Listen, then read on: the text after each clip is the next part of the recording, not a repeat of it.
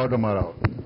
Bom, mais do que uma pergunta, a questão é de reflexão. Na verdade, o que a gente precisa discutir aqui é política. Existe uma política e todos os entes e todos os profissionais têm que fazer política. A política no seu melhor sentido.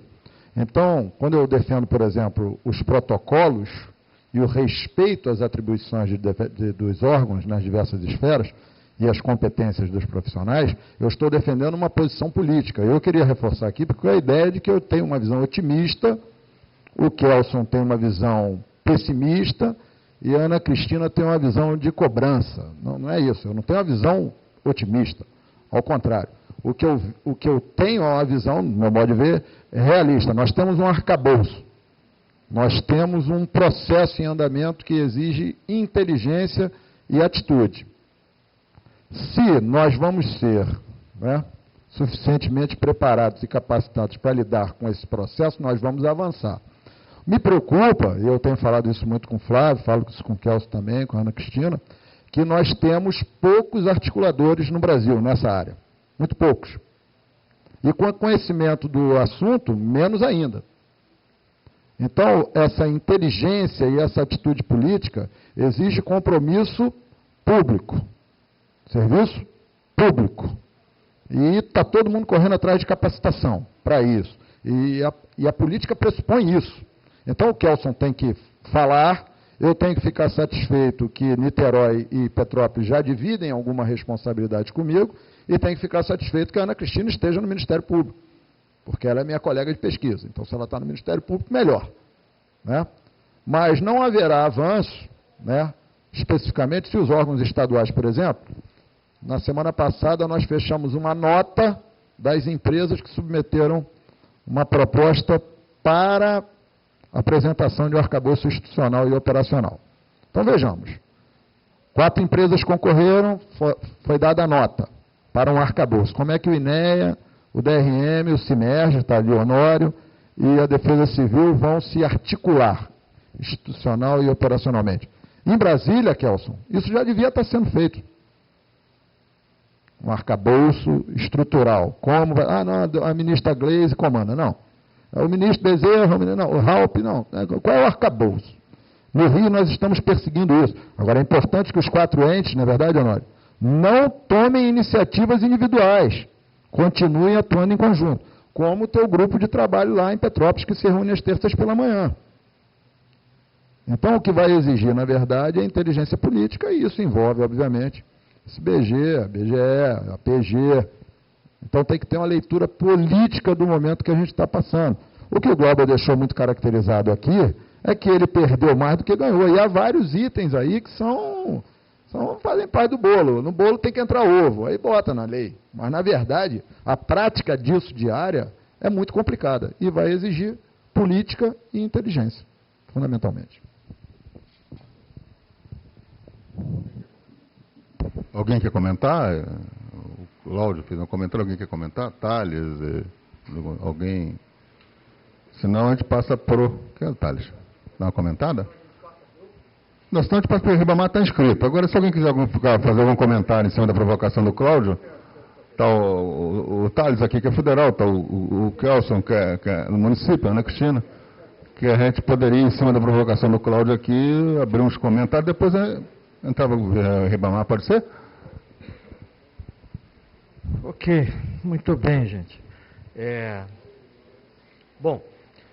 Primeiro eu acho que eu preciso agradecer, ao Clube de Engenharia e a você, Flávio, a vocês aqui, por uma tarde de muito aprendizado.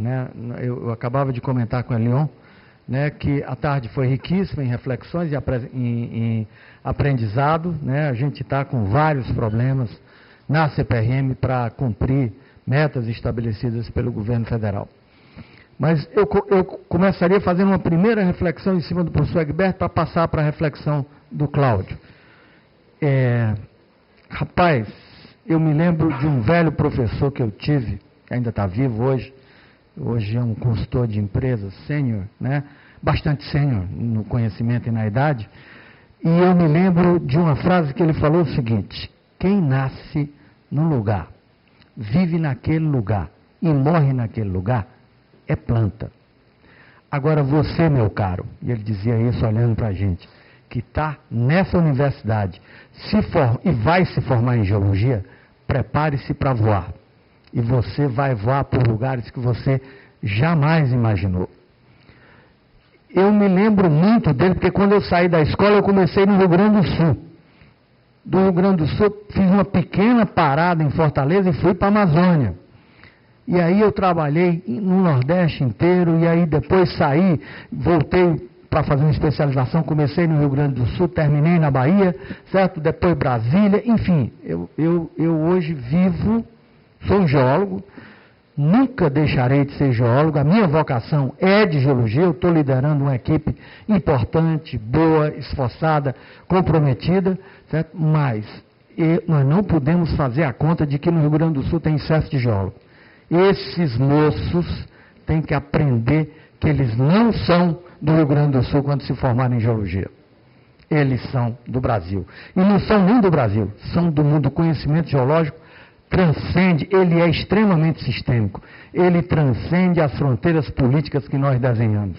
Assim como as nossas bacias sedimentares, assim como o nosso pré-cambriano, assim como os nossos aquíferos, eles não respeitam esses limites. Então, eu acho que a gente tem que fazer uma conta, sim, da questão de quantos geólogos a gente tem no país, qual a nossa capacidade de formá-los, como a gente redireciona esses geólogos para trabalhar, sim, com geologia que salva vidas, né? Não que o petróleo não seja importante, é importantíssimo, mas tem que trabalhar, sim, com geologia que salva vidas, e essa é a geologia de engenharia, geotecnia, é essa geologia que salva vidas, especialmente essa. E a gente está com um programa na CPRM sendo desenhado, que eu vou envolver as universidades. Hoje eu tenho 5 professores notáveis das universidades brasileiras, Rio Grande do Sul, Minas Gerais, Bahia, Pernambuco, certo? E vou precisar envolver outros tantos, certo? Que fazem consultoria para a CPRM, vou precisar envolver mais gente, vou precisar envolver a Associação Brasileira de Geologia de Engenharia, vou precisar trabalhar em conjunto com as associações profissionais de geólogos. A gente precisa pensar como é que a gente dá resposta aos desafios do país. E essa foi uma encomenda arrumadinha, embrulhada num papel de presente bonito, entregue para a CPRM. Resolva, o problema é seu. Nós vamos fazer um concurso, vamos tentar captar 300 geólogos, talvez a gente consiga chegar a 400. E a gente, Cláudio não me perguntava agora, será que vai ter no mercado? Eu prestava atenção, com muita atenção, ao que o professor falava. Eu preciso de mais 400 geólogos na CPRM. E sei que esses caras não chegarão preparados para trabalhar com engenharia com geologia de engenharia. Ou engenharia de geologia. Mas terão que ser preparados. Eu estou treinando a equipe on the job.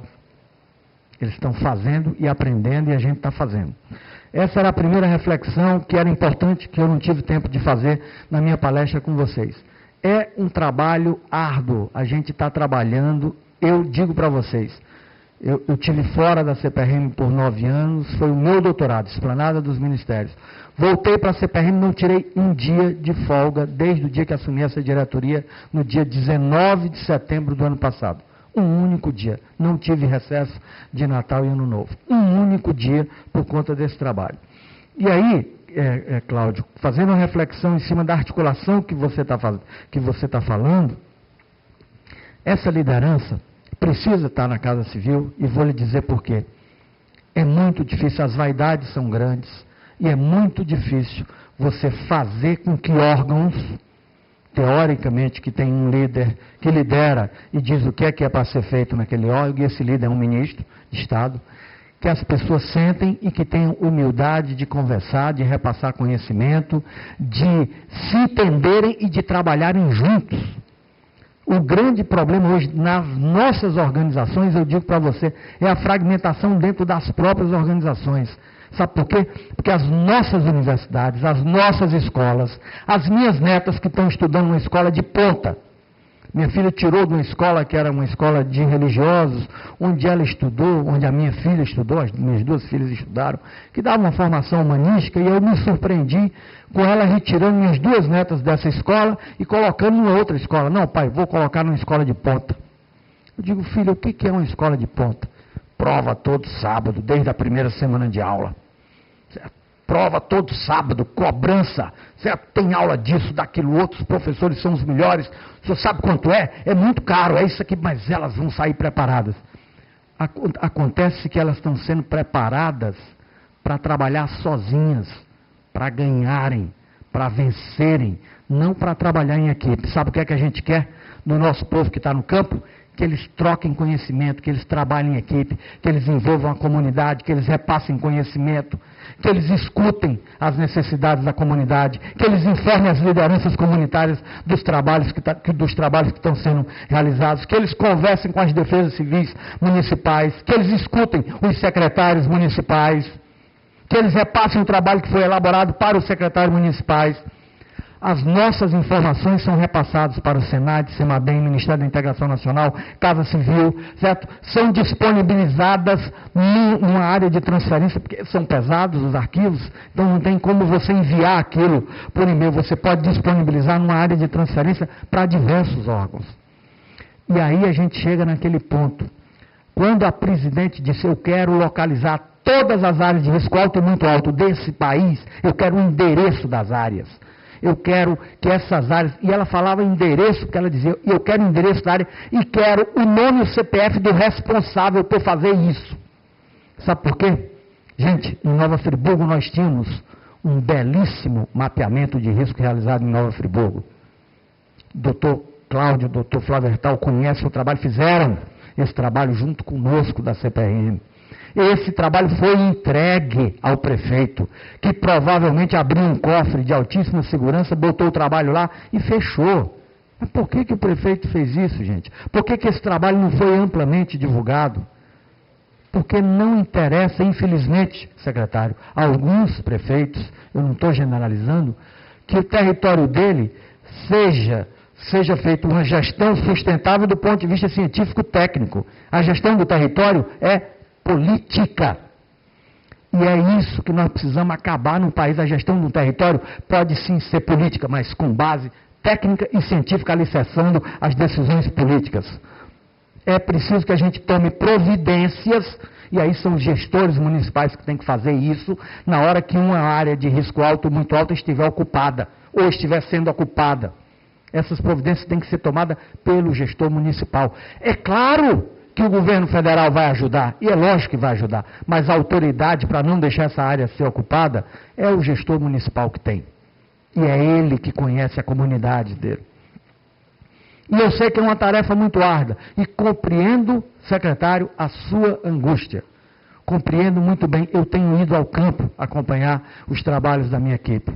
Não no Rio de Janeiro, conforme falei, porque vocês têm um grau de conhecimento no Rio de Janeiro altíssimo sobre essas áreas. Vocês têm instituições de ponta no Rio de Janeiro que conhecem bem o estado do Rio de Janeiro. Falta essa informação. O que falta? O que nos falta? Faltam decisões políticas, falta recursos. Mas na hora que a gente tiver bons projetos, e nós haveremos de tê-los, recursos não faltarão. Existe uma sensibilização geral por parte do governo federal, estadual e municipal, nas 3 esferas. Isso não é uma hierarquia, é verdade. São 3 esferas que nós não podemos mais conviver com isso. Só para terminar como geólogo. Gente, nós estamos, ontem eu tive reunido o dia inteiro com uma missão do Equador que veio nos visitar, e um dos temas que nós discutimos foram riscos geológicos. E eles têm uma cordilheira nos Andes, com sismos, etc. O problema lá é bastante complexo. E a gente falava de mudanças climáticas, são os câmbios climáticos para eles. Nós estamos sim passando por mudanças climáticas. Na verdade, só na cabeça, certo, de pessoas que não são geólogos, a gente imagina que algum dia o clima desse planeta foi estável. Nunca foi. Nós tivemos curtíssimos períodos do ponto de vista geológico, onde nós tivemos uma relativa estabilidade de clima. Não existe isso em geologia. Na verdade, a grande maioria dos geólogos que eu conheço, e eu me incluo entre eles, acreditam, com base em dados científicos de geologia, que nós vamos esfriar e não esquentar. Eventos com os quais nós não estamos acostumados a conviver.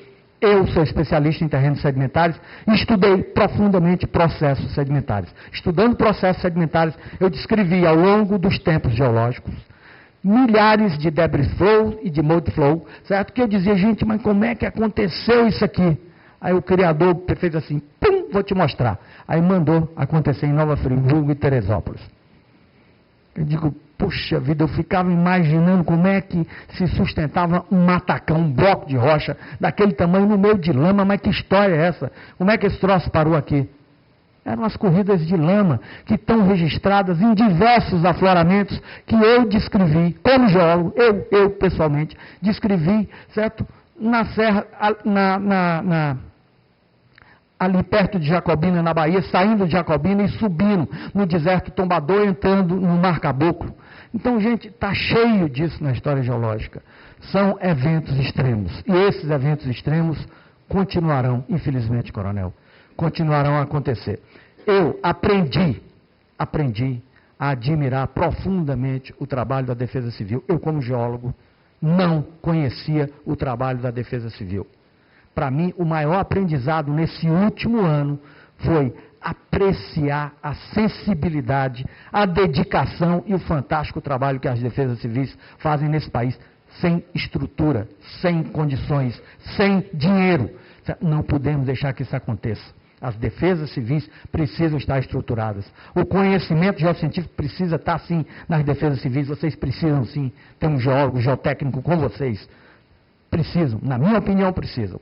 Certo? Era isso que eu queria dizer. Eu não sei se eu me alonguei demais, mas eu escutei e aprendi tanto hoje à tarde, eu precisava, certo, fazer essa conexão, certo, com o professor que fez a palestra dele foi maravilhosa, as considerações foram melhores ainda, e o Cláudio me deu a oportunidade de lhe dizer, Cláudio, o governo federal está absolutamente consciente de que nós precisamos estar completamente articulados. E a liderança vai estar, sim, na Casa Civil. Nós temos reuniões de 15 em 15 dias e todas as metas são checadas uma a uma e cada meta tem uma data.